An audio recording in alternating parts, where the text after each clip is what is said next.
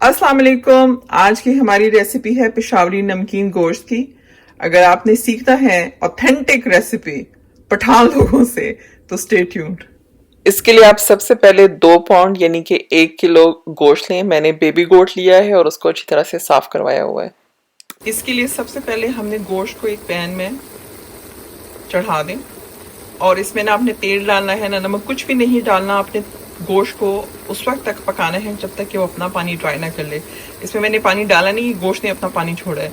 जब इसका अपना पानी ड्राई हो जाएगा फिर इसमें हमने बाकी चीज़ें डालनी है, ठीक है। कोई 15-20 मिनट मैंने इसको भूना होगा और पानी जो है वो इसका देखें बिल्कुल ड्राई हो गया है, कुछ भी नहीं बचा।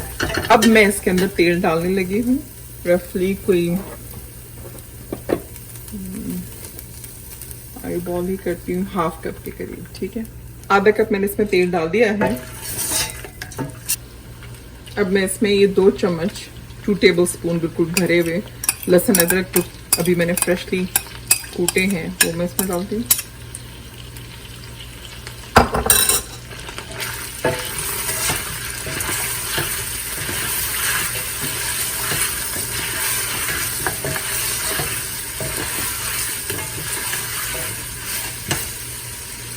अच्छा, ये जिंजर गार्लिक डाल के मैं इसको थोड़ी देर पकाऊंगी कि वो जो जिंजर गार्लिक है वो स्मेल उसकी आने लगे और वो ज़रा गोल्डन ब्राउन सा हो जाए।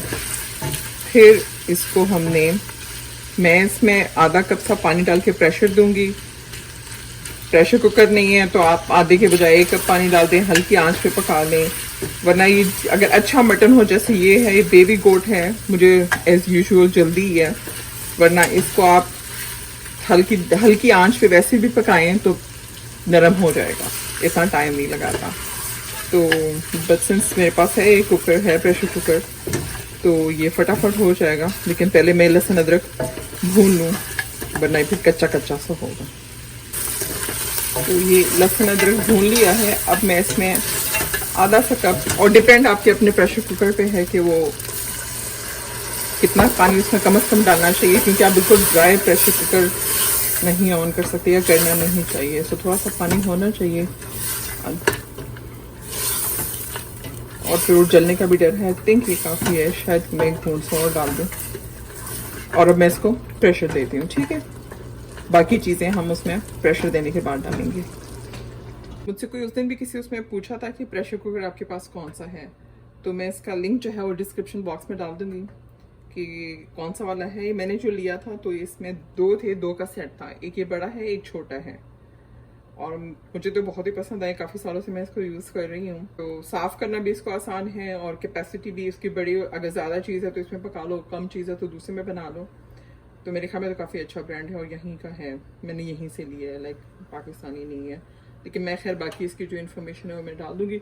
सो बस इसको मैंने लगा दिया, ये इसको लॉक हो गया, ये ऊपर आ जाएगा। फिर मैं इसका टाइम नोट कर, और इसमें मैं आपको सीटी का भी हिसाब नहीं बता सकती कि कितनी विसल्स या कितनी सीटियाँ, क्योंकि इसमें बस ये देखिए पिन इसके ऊपर आ गई है, ठीक है।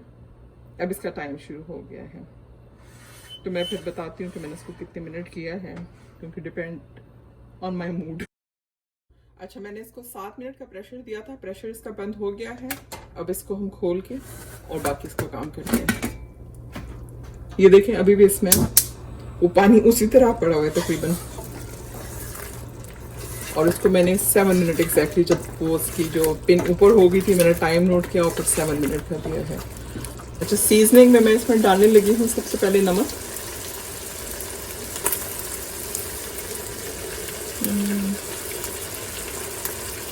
वन टेबल स्पून हो गए, और काली मिर्च नमक दोनों ही टेस्टी है ना वे, अंदाजे से मैं डालने लगी हूँ। लो जी, इसमें तो काली मिर्ची ख़त्म हो गई, फिर मैं इसको रिफिल करती हूँ, लेकिन एटलीस्ट 1 टीस्पून डालना है।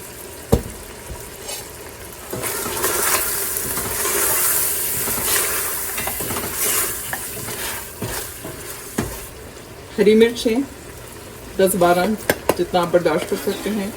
टमाटर हैं ये कितने मैंने किए थे, 5 टमाटर मीडियम साइज के। मैं देखती हूँ अगर मुझे लग रहा है कि गोश्त के हिसाब से कम है तो मैं वो भी डाल दूँगी।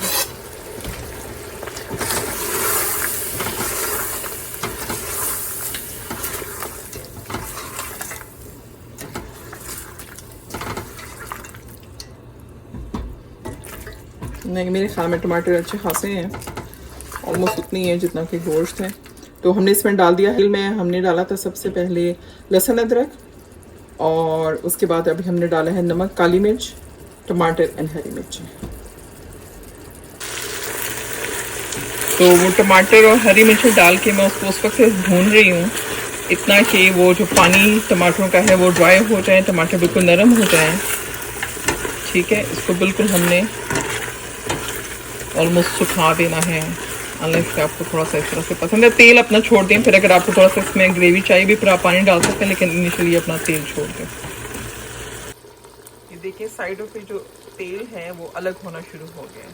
ठीक है, तो इसका मतलब पानी खुश्क हो गया और तेल इसने छोड़ दिया है।